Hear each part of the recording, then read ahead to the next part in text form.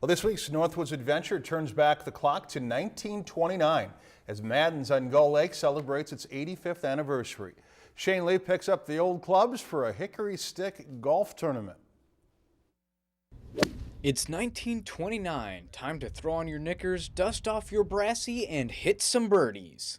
I like the spirit of the event. The players here at Madden seem to be really into it, and a lot of us were dressed for the occasion. We encouraged everybody to dress up from the 1920s era. Saw a lot of knickers, a lot of argyle, a lot of flapper dresses, hats like mine. Participants in Hickory Stick Golf Tournament did more than just look authentic. They played with wooden shafted clubs nearly 100 years old.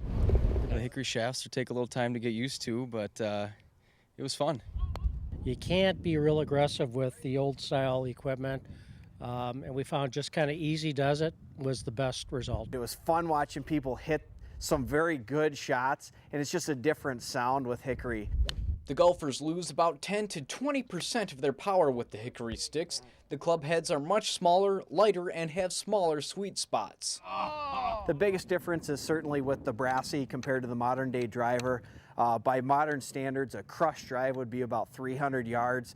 With the brassy, if you really catch one, you're going to hit it probably 220 to 240. Joining the brassy in the golf bag were clubs with names like Niblick and Mashie.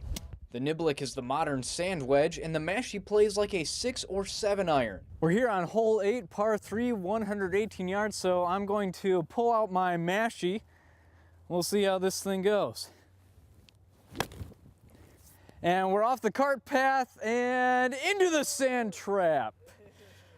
Not how I drew it up. Another big difference became obvious before anyone took a swing. Instead of a tee, golfers placed the ball on a pile of sand. Instead of moving your tee down in the ground, you kind of just brush a little sand off of it instead. It actually worked out pretty good when you were able to hit a decent shot. Other golfers adjusted well, but I had a tough time on the tee.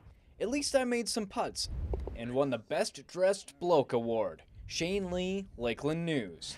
If you've enjoyed this segment of Lakeland News, please consider making a tax-deductible contribution to Lakeland Public Television.